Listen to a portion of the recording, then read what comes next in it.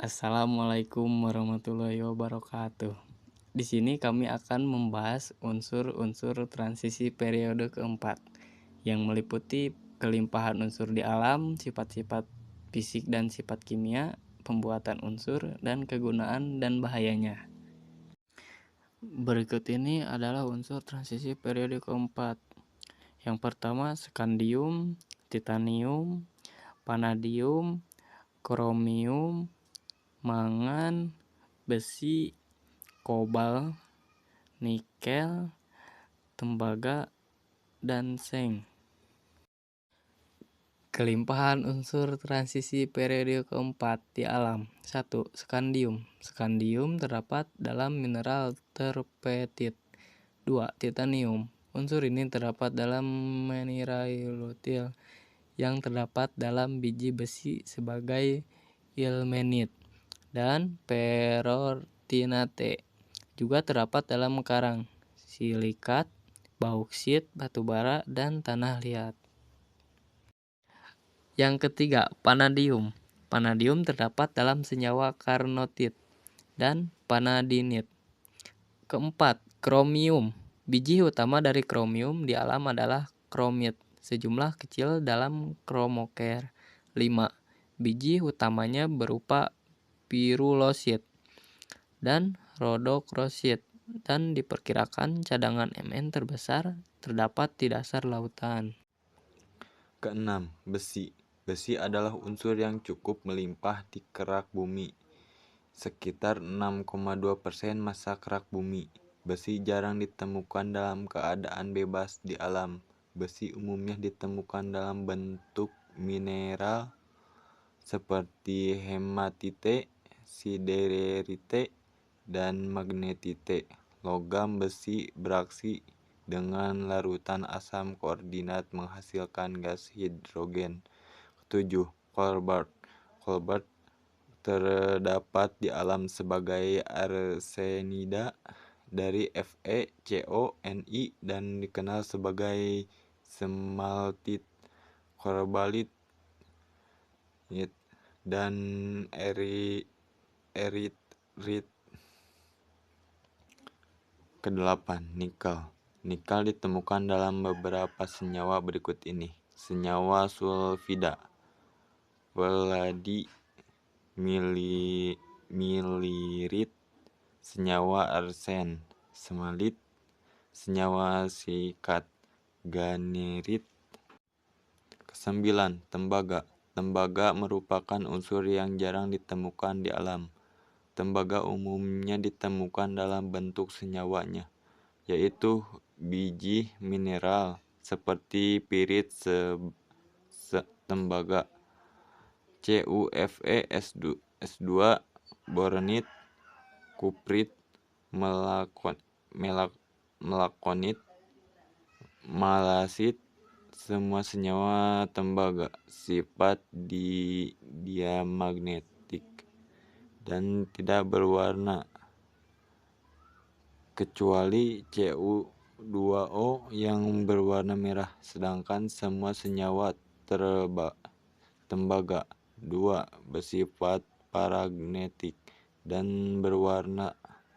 Senyawa hidrat yang mengandung ion Cu2+ berwarna biru. Beberapa contoh senyawa yang mengandung tembaga 2 adalah CuSO4, 5H2O, dan CuS hitam. Ke-10, seng. Seng terdapat di alam sebagai senyawa sulfida seperti seng belede, sebagai senyawa karbonit kelamin, dan senyawa silikat seperti hemimorfit. Selanjutnya, sifat fisika dan sifat kimia unsur periode keempat. Bersifat logam, memiliki titik lelah dan titik didih tinggi, memiliki sifat magnetik, jari-jari atom lebih besar dan tidak teratur dan dari kiri ke kanan. Ion berwarna, memiliki harga potensial di elektroda negatif kecuali pada Cu. Semua unsur transisi bisa membentuk ion kompleks. Gimana sih cara pembuatan unsur transisi periode keempat? Yuk simak. Skandium. Logam ini ditemukan pada mineral torpetit. Skandium dibuat dengan elektrolisis cairan SCC13 yang dicampur klorida lain. Titanium. Langkah awal produksi titanium dilakukan dengan mengubah biji rutil yang mengandung TiO2 menjadi TiC14, kemudian TiC14 direduksi dengan Mg pada temperatur tinggi yang bebas oksigen. Vanadium. Produksi vanadium sekitar 80% digunakan untuk pembuatan baja. Dalam penggunaannya, vanadium dibentuk sebagai logam campuran besi. Ferrovanadium mengandung 35% sampai 95% vanadium. Propanadium dihasilkan dengan mereduksi V205 dengan reduksi campuran silicon dan besi. SiO2 yang dihasilkan direaksikan dengan CaO membentuk kerak CaSiO3. Kromium. Kromium merupakan salah satu logam yang terpenting dalam industri. Logam dari biji kromium utama yaitu kromit. Yang direduksi dapat dihasilkan campuran Fe dan Cr, disebut ferokrom. Manganese. Mereduksi oksida mangan dengan natrium, magnesium, aluminium atau dengan proses elektrolisis. Proses aluminotermi dari senyawa MnO2 bersamaannya iron. Bahan dasar biji besi, hematit, Fe2O3, magnetik, Fe3O4, bahan tambahan batu gamping CO3 atau pasir, reduktor kobalt. Kobalt di alam diperoleh sebagai biji smaltit dan kobaltit yang biasanya berasosiasi dengan Ni dan Cu. Untuk mengolah biji kobalt dilakukan sebagai Nikel. Proses pengolahan biji nikel dilakukan untuk menghasilkan nikel mate, yaitu produk dengan kadar nikel di atas 75%. Copper. Pada umumnya, biji tembaga mengandung 0,5% Cu. Karena itu, diperlukan pemekatan biji tembaga. Zinc. Logam zinc telah diproduksi dalam abad ke-13 di India dengan mereduksi kalamine dengan bahan-bahan organik seperti kapas. Logam ini ditemukan kembali di Eropa oleh Margrave di tahun 1746, yang menunjukkan bahwa unsur ini dapat dibuat dengan cara mereduksi kalamine dengan arang. Selanjutnya, kira-kira apa saja ya kegunaan dan bahaya dari unsur transisi periode keempat ini? Yuk kita simak penjelasannya. Yang pertama, kegunaan unsur transisi periode keempat. Skandium menghasilkan cahaya berinteraksi tinggi. Radioaktifnya sebagai perunut pada pemurnian minyak bumi. Senyawanya sebagai aditip lampu uap, Hg, dan transmisi TV warna. Titanium, komponen penting logam paduan untuk pesawat, peluru kendali. Karena ketahanannya terhadap air laut, maka digunakan juga untuk pembuatan peralatan kapal yang langsung bersentuhan dengan laut, seperti kipas, bodi kapal, dan sebagainya. Vanadium, reaktor nuklir, pembuatan baja tahan karat untuk per, serta peralatan kecepatan tinggi. Oksidanya, V205 untuk keramik dan katalisator.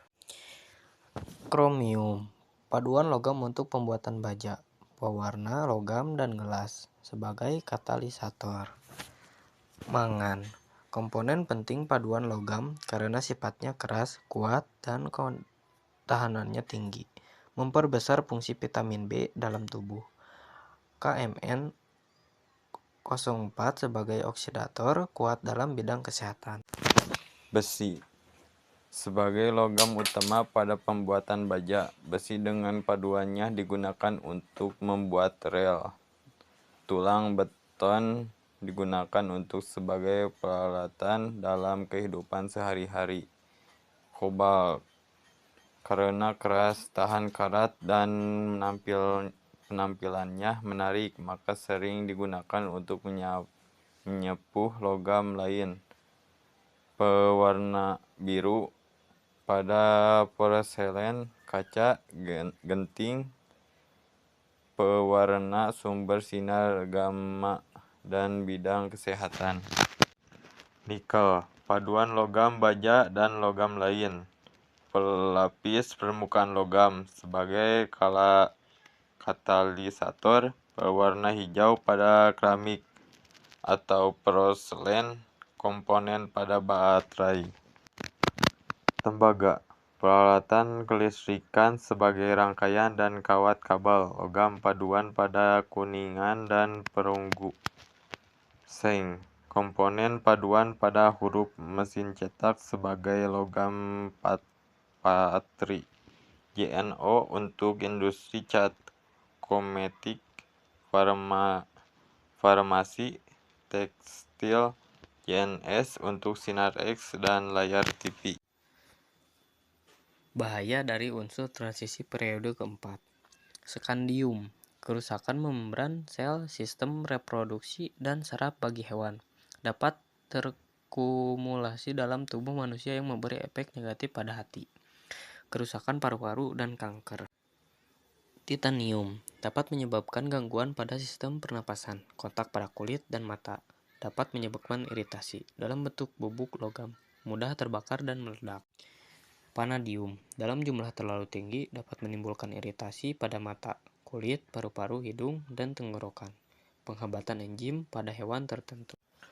Besi, kontaminasi dengan besi secara berlebihan dapat menyebabkan kehancuran. Kontaminasi dengan besi berkarat dapat membahayakan tubuh, salah satunya terkena tetanus.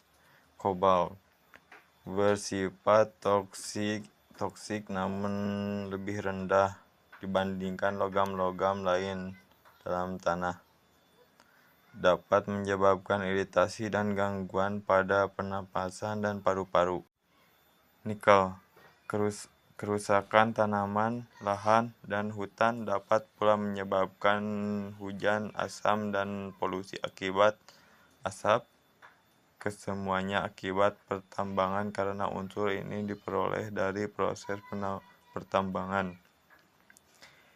Tembaga, polutan di perairan laut akibat buangan industri yang mengandung CO bersifat toksik bagi organisme laut, dapat menimbulkan efek negatif bagi pertumbuhan karang. Dan yang terakhir, seng dapat mencemari lingkungan. Kekurangan unsur Zn dalam tubuh dapat mengakibatkan gangguan, sedangkan kelebihan dapat memicu keracunan dan gangguan reproduksi. Sekian, terima kasih. Wassalamualaikum warahmatullahi wabarakatuh.